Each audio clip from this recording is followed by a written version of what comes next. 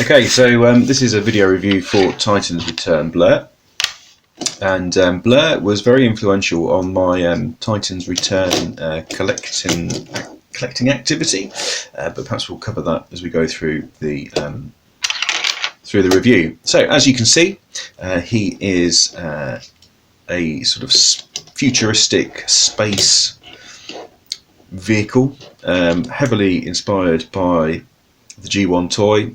So it's sort of a racer or hovercraft type design. It's got three wheels on the bottom, so it sort of rolls very nicely indeed.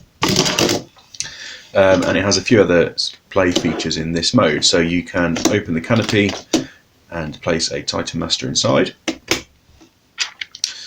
The gun that comes with Blurr, which looks very much like this but is moulded in a different colour, because this is from the Getaway that was released as Titan's Return.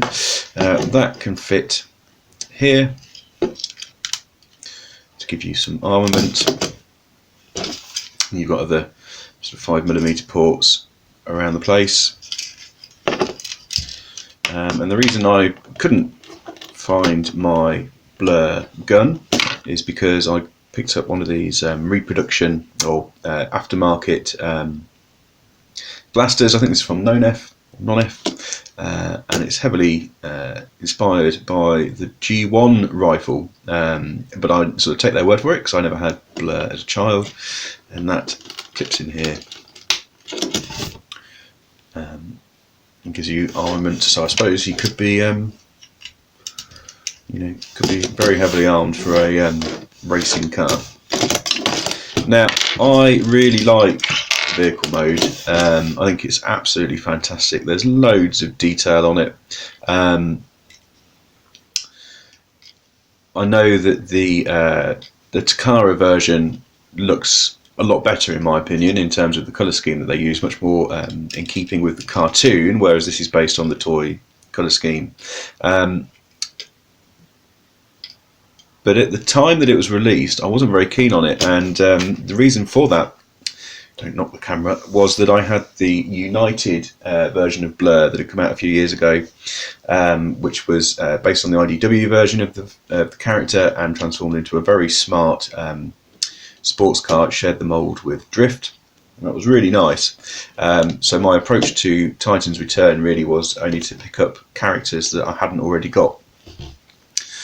But I think this must have been on sale in Tesco or Sainsbury's or somewhere at some point, so I picked one up to see what it was like really, and this is, I mean, it's difficult to say because Titan's Return was so good, but possibly this is the best mould that was released, I think, and it meant that I picked up the Brainstorm to replace the Thrilling 30 Brainstorm, and also put the effort into track down the box set that had the repaint of this version of the mould as Nautica. So you might have already had an inkling as to what my opinion on this toy will be. Anyway. So the other thing you can do in this mode is you can take the nose off, which is a little bit awkward. And what this is supposed to do is form a little sort of gun emplacement. The Titan Master sits in the back here.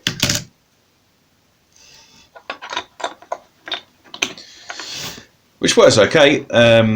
Most of the early Titan's Return figures had this, and they sort of dropped it halfway through. So I could see if it had a post on the bottom, which it doesn't. I could see this is useful to plug it into sort of Optimus Prime or one of those base toys.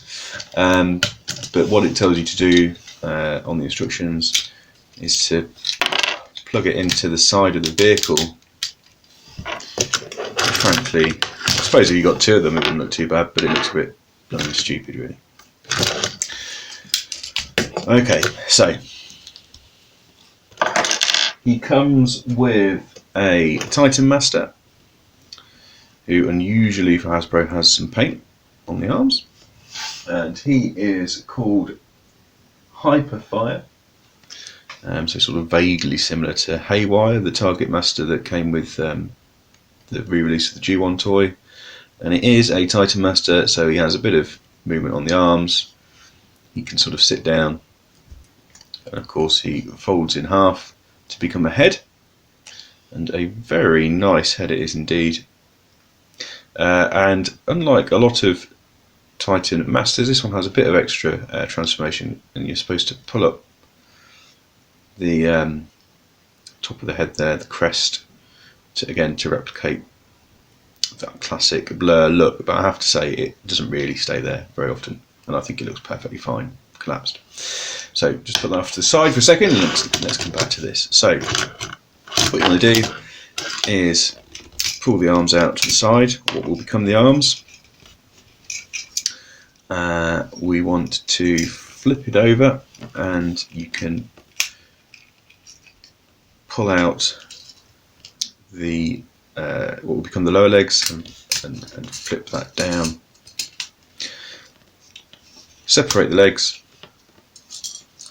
This air intake collapses in. Pull these back up. Flop the legs down.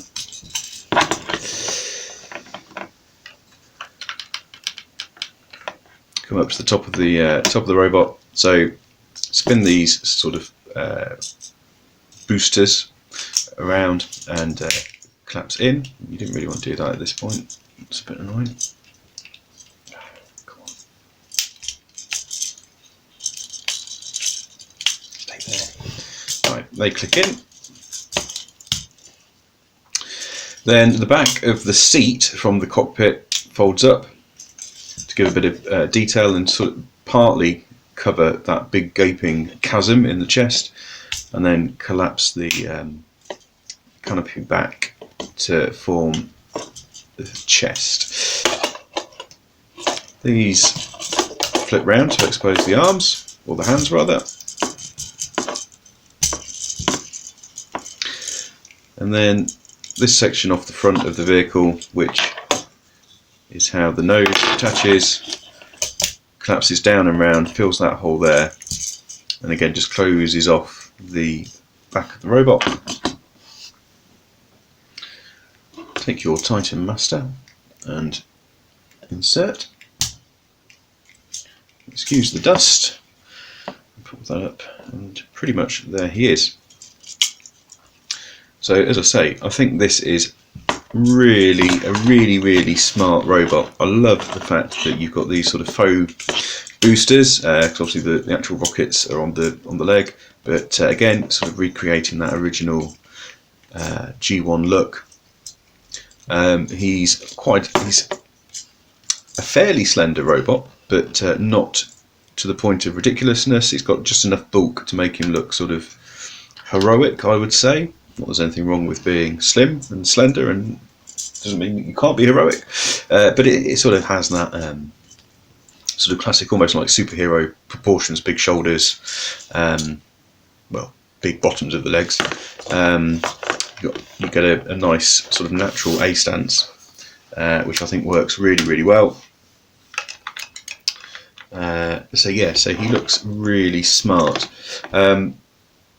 Articulation is very good. So you've got the Titan's Return sort of head, so it's unrestricted 360-degree swivel, bit of sort of tilt. Arms, if the head wasn't there, could go out 180 degrees or up to a 90-degree angle, but you nearly get there. Spin it around all the way. Bicep swivel, so there. 90-degree elbow. Bit of a shame you've got this bit of kibble hanging down, but it sort of matches off, it looks okay. Nice to see a bit of wrist action. Waist swivel. You can do the splits. Oops. Got the thigh swivel, which is really quite tight, but not too tight. 90-degree at the knee. And I suppose, I don't know if it will hold, but you can well, yeah, you can use the transformation joint to do something with the ankles if you like. So really, he is very, very smart. Again, there's a sort of a choice of what you can do with this. So you can put it on his arm as some sort of shield if you wish. Personally, I think it's best just to leave it on the back there. Leave it hanging.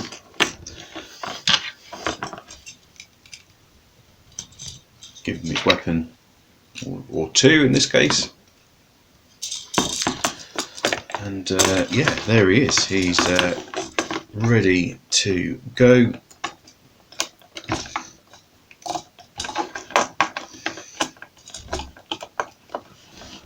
A very, very smart figure, I have to say. I really like him. He is definitely worth picking up if you can still get hold of him. I suppose the Takara one is the better of the two, but you can get it at a reasonable price with the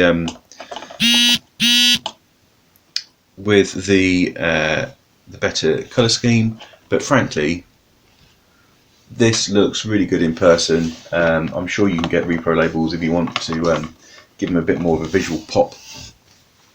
But yeah, he's really good. What would I give him?